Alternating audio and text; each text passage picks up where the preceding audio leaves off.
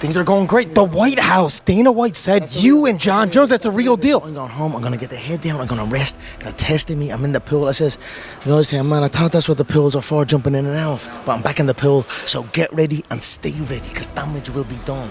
Oval Office. The whole topic of a potential Conor McGregor comeback has been so overhyped, I wasn't even planning to make this video until I saw the official confirmation. The former fan favorite is finally back in the USADA testing pool. Oh, sorry, it's not USADA anymore.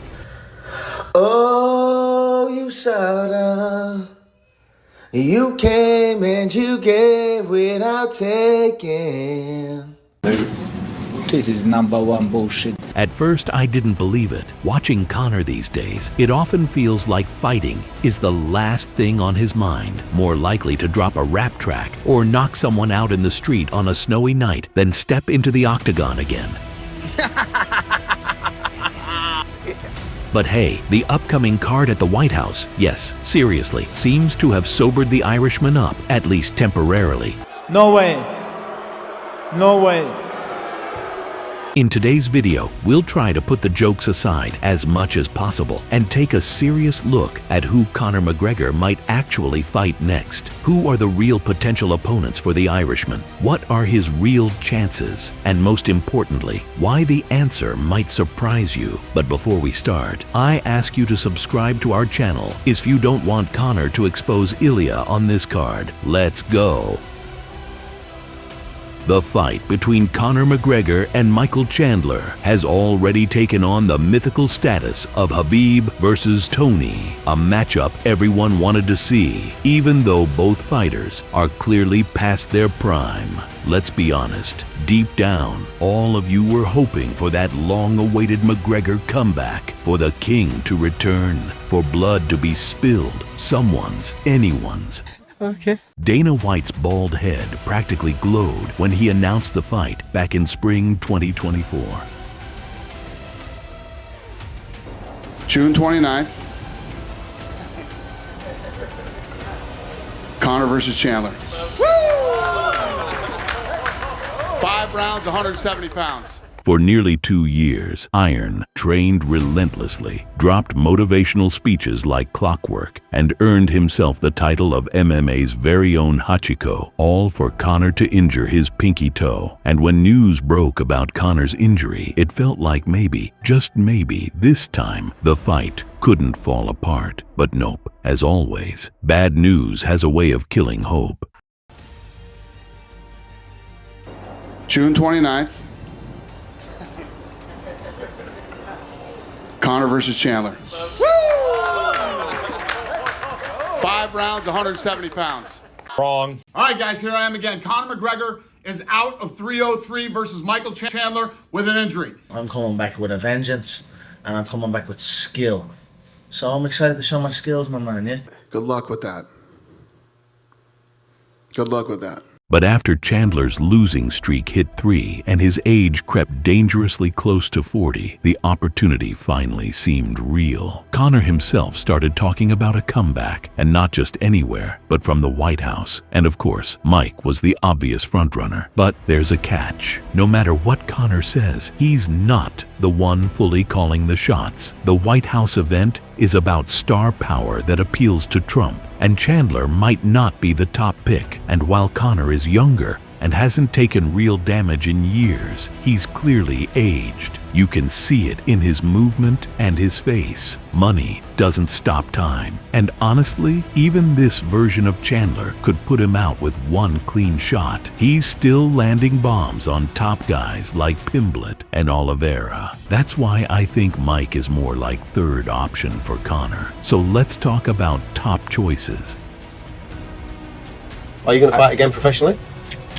You know, it's a question that I get asked often, and I'd have to give up a lot right now. Yeah. And for that, it would take the right names. After Conor McGregor's brutal victory over Cowboy back in 2020, this fight was shaping up to be one of the biggest in company history. At the time, Jorge was riding a 3-fight W streak, holding the BMF belt and carrying that undeniable aura, constantly taking shots at Conor and adding fuel to the fire. You versus Leon, biggest fight that can be possibly made at 170? Oh, definitely, you know. I mean, unless Conor's bitch ass came to 70, but that midget ain't coming up to fight me. The Irishman, for his part, was ready to fight anyone, but he didn't like Dana's comments about Gamebred being too big for him. Conor wanted to prove to the world that he was better, regardless of size. Unfortunately, or maybe fortunately, that fight never happened. But let's not forget, according to his own words, Masvidal was helping Trump and supposedly has what you'd call presidential protection. If Trump wants it, Jorge might just come back for one more fight. That's fucking illegal. Jokes aside, Jorge is 40, and by the time of the event, he'll be 41. He's been out of the game for over 2.5 years, and he lost to Diaz in a boxing match, at times even getting outpaced by Nate. Still, Jorge's got that aura and star power that easily matches Chandler's, if not exceeds it. And from a sporting perspective, this matchup is actually more competitive. Unlike Chandler, Masvidal isn't going to even try to wrestle Conor, and he's clearly not as fast as even current Mike. I'd say the only real obstacle to this fight happening is Colby. Jorge still desperately wants to get his hands on him, and if that opportunity presents itself, then there's another option for Conor, one that you already know. And no, it's not Topuria. How do you think you would beat Ilia Abturo, Top Toro?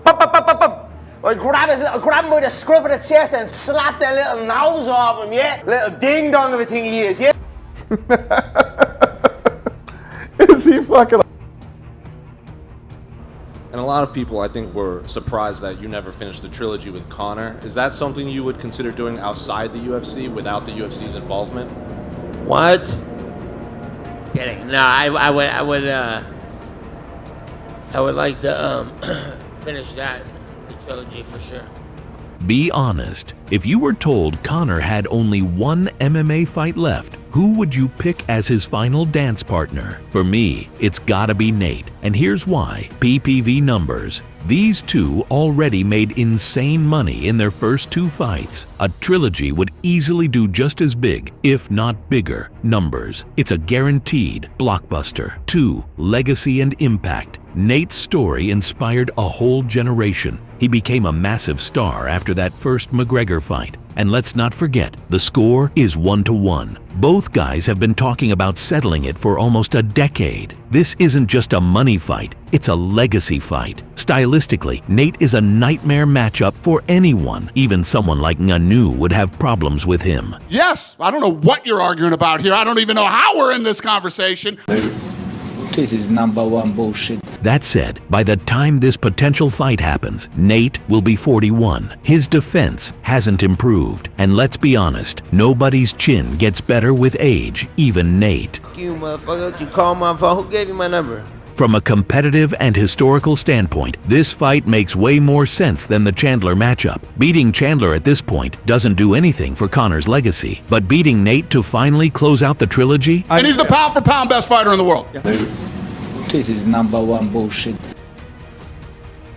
And scheduled to fight now. You're just hours away. Whoa, and 24% legitimately scared me right there.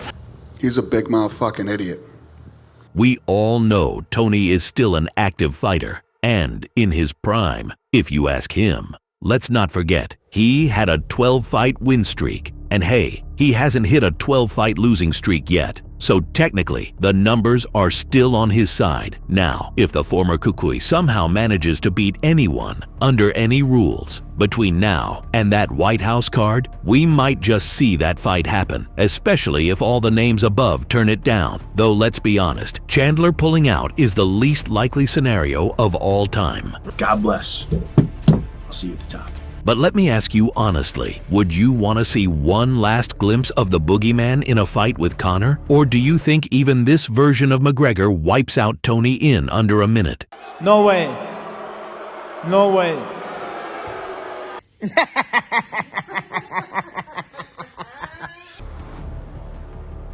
And I feel confident against Usman.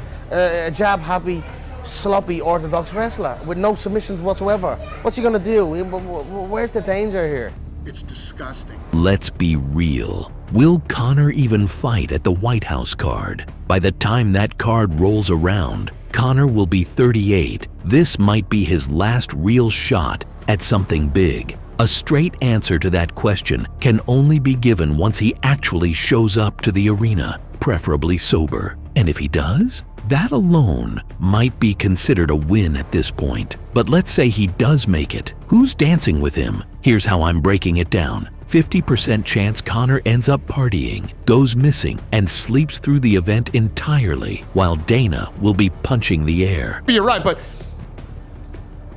as an educated adult who knows the fight business, you cannot deny. As for the other 50%, I'm splitting it like this: 20% Nate Diaz. Because if it's going to be a true finale, Nate's the guy. It's the trilogy fans have waited almost 10 years for, and it still holds meaning. 15% Jorge Masvidal. Honestly, I think it's either Nate or Jorge that greets Conor on the White House lawn, if Conor actually gets there. 10% Michael Chandler. The UFC will call Hachiko at the last minute if needed. He's been waiting forever, and they know he'll say yes, no matter what. 5% Tony Ferguson. Out of sheer respect for the legend. It's unlikely, but never say never in MMA. Drop your thoughts in the comments. Do you think Conor actually fights? Will this White House card even happen? Or does Trump step away from the game before we ever get there? And most importantly, who do you want to see standing across from the Irishman if he shows up?